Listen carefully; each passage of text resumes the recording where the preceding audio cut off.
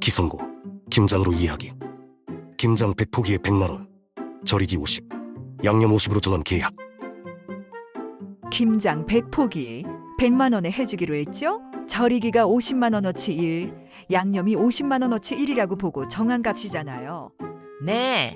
그런데 절이는 사이에 배추값이 2배로 뛰어서 절이기에만 실제로 100만 원이 들었어요. 이제 양념만 남았고요. 여기서 김장이 중단됐으니 지금까지 한 만큼 얼마를 줘야 하는지 따져봅시다. 기성공사 대금, 약정 총 공사비 곱하기 기성고 비율.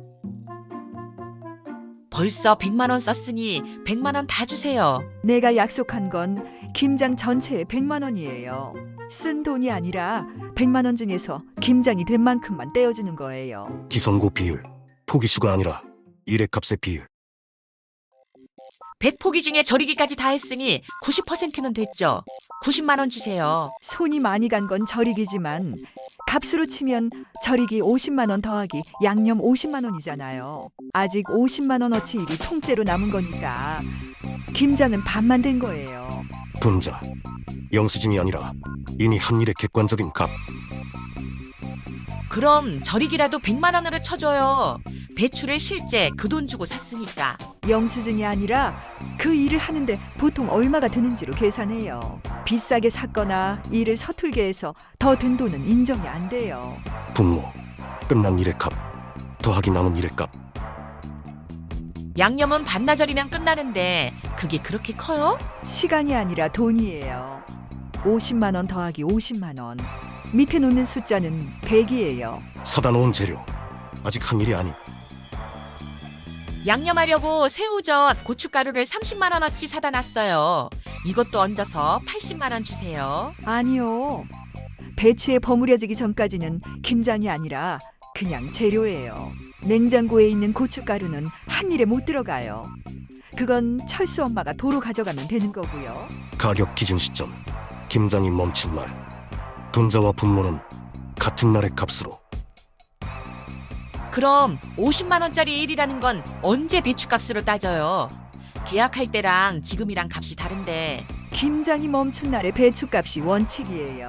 더 중요한 건 끝난 절이기와 남은 양념을 반드시 같은 날 값으로 재야 한다는 거예요.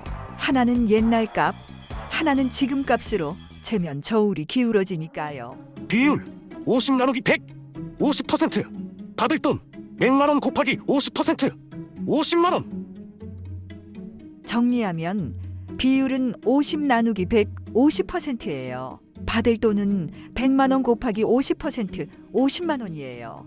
100만 원 쓰고 몸으로는 90% 했는데 50만 원이네요. 그래서 김장이 멈추면 감정 결과가 나오기 전에 누가 먼저 정확한 숫자를 세우느냐가 제일 중요한 거예요. 이번엔 진짜 건물. 건물 총 10억, 골조 5억, 마감 5억으로 정한 계약. 이 건물 총 10억에 지어주기로 계약했죠.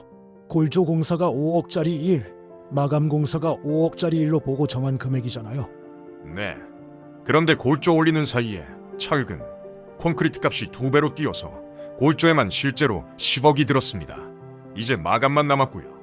여기서 공사가 중단됐으니 지금까지 한 만큼 얼마를 줘야 하는지 따져봅시다. 기성공사 대금, 약정 총 공사비 곱하기 기성고 비율. 벌써 10억을 썼으니 10억 다 주십시오. 제가 약속한 건 건물 전체의 10억입니다. 쓴 돈이 아니라 10억 중에서 건물이 지어진 만큼만 떼어드리는 거예요. 기성고 비율, 공정률이 아니라 일의 값의 비율. 골조까지 다 올렸으면 공정률 90%는 됩니다. 9억 주십시오. 힘든 건 골조지만 값으로 치면 골조 5억 더하기 마감 5억이잖아요. 아직 5억어치 일이 통째로 남은 거니까 건물은 돈으로 절반만 지어진 거예요. 분자, 투입 영수증이 아니라 기시공 부분의 객관적인 값. 그럼 골조라도 10억으로 쳐주십시오. 실제로 그 돈이 들어갔으니까요. 투입 영수증이 아니라 그 골조를 짓는데 보통 얼마가 드는지로 계산해요.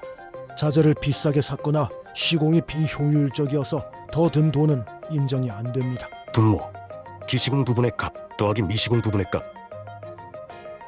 마감은 몇 달이면 끝나는데 그걸 그렇게 크게 잡습니까? 기간이 아니라 돈이에요. 5억 더하기 5억. 분모는 10억입니다. 현장에 쌓아둔 자재 아직 시공한 부분이 아님.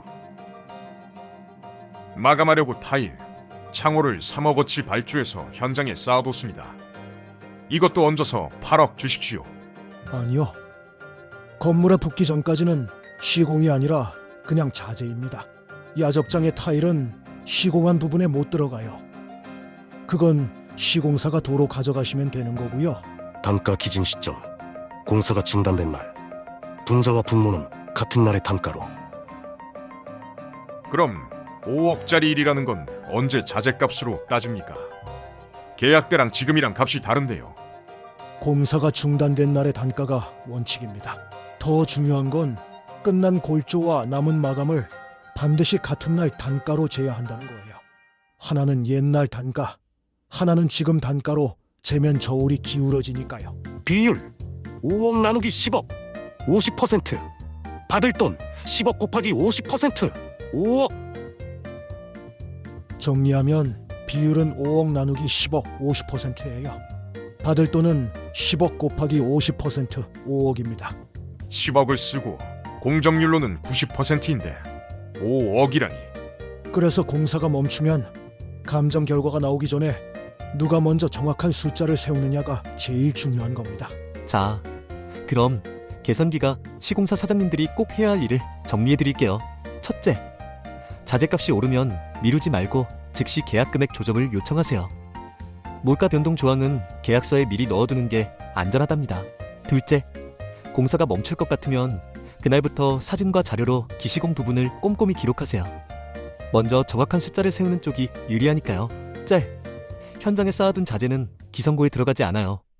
세금 계산서와 반출 기록을 따로 챙겨두세요.